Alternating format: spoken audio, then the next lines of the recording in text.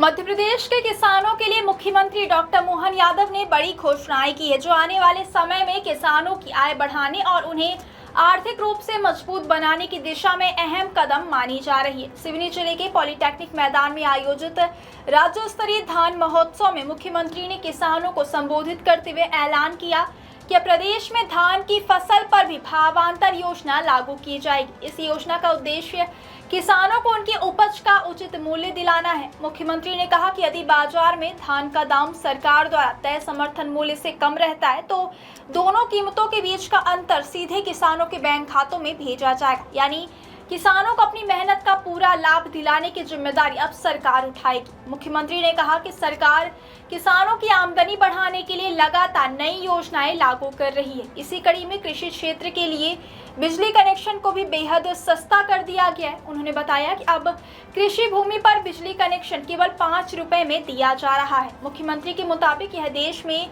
किसानों के लिए सबसे कम दर पर मिलने वाला बिजली कनेक्शन है। उन्होंने कहा कि सरकार का उद्देश्य खेती की लागत कम करना और किसानों को अधिक से अधिक सुविधाएं उपलब्ध कराना है। मुख्यमंत्री डॉक्टर मोहन यादव ने अपने संबोधन में समान नागरिक संहिता यानी यूसीसी का भी जिक्र किया। उन्होंने कहा कि प्रदेश में यूसीसी को लेकर लोगों का जबरदस्त समर्थन मिला है। सरकार को इस विषय पर 10 लाख से अधिक लोगों की सकारात्मक राय प्राप्त हुई है।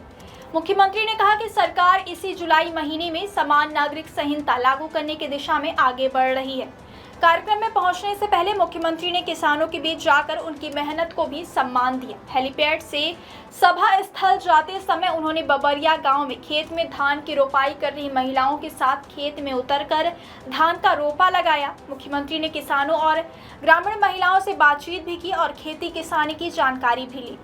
इस दौरान उन्होंने प्रदेश में चल रहे विकास कार्यों की भी सौगात दी। मुख्यमंत्री ने 494 करोड़ 16 लाख रुपए की लागत से बनने वाले 629 विकास कार्यों का लोकार्पण और भूमि पूजन किया। इन परियोजनाओं से प्रदेश के विभिन्न क्षेत्रों में सड़क, सिंचाई, शिक्षा, स्वास्थ्य और अन्य बुनियादी सुविधाओं का विस्तार होगा। कार्यक्रम के दौरान मुख्यमंत्री ने डिजिटल माध्यम से किसानों और श्रमिकों के खातों में करोड़ों रुपए की सहायता राशि भी ट्रांसफर की है। उन्होंने रानी दुर्गावती श्री अन्न प्रोत्साहन योजना के तहत 3,941 कोदो कुटकी उत्पादन किसानों के खातों में 2 करोड़ 82 लाख रुपए की प्रोत्साहन राशि सिंगल क्लिक के माध्यम से भेजी। इसके साथ ही मुख्यमंत्री जन कल्याण संबल 2.0 योजना के तहत 16,754 श्रमिक परिवारों के खातों में 365 करोड़ रुपए की अनुग्रह सहायता राशि भी ट्रांसफर की गई। मुख्यमंत्री ने बताया कि 2,829 टन कोदो कुटकी उत्पादन पर किसानों को 1,000 रुपए प्रति क्विंटल की दर से बोनस सीधे उनके बैंक खातों में भेजा गया है।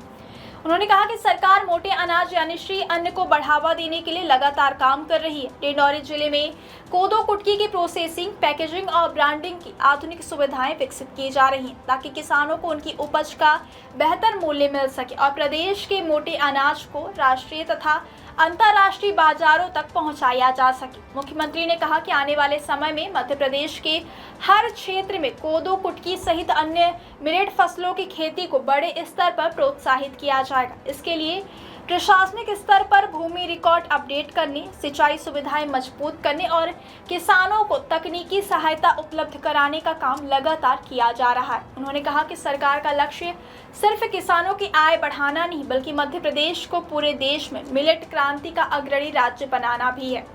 मुख्यमंत्री ने विश्वास जताया कि यदि किसान आधुनिक तकनीकी अपनाकर मोटे अनाज की खेती करेंगे तो प्रदेश की कृषि अर्थव्यवस्था को नई गति मिलेगी, साथ ही किसानों की आर्थिक स्थिति भी मजबूत होगी। फिलहाल मुख्यमंत्री की इन घोषणाओं से प्रदेश के लाखों किसानों को बड़ी उम्मीद मिली है। अब किसानों की नज़र इस बात पर टिकी है कि धान पर भावांतर योजना, सस्ती बिजली, बोनस राशि और श्री अन्न को बढ़ावा देने जैसी घोषणाओं का लाभ उन्हें जमीन पर कब और किस तरह मिलना शुरू होता है।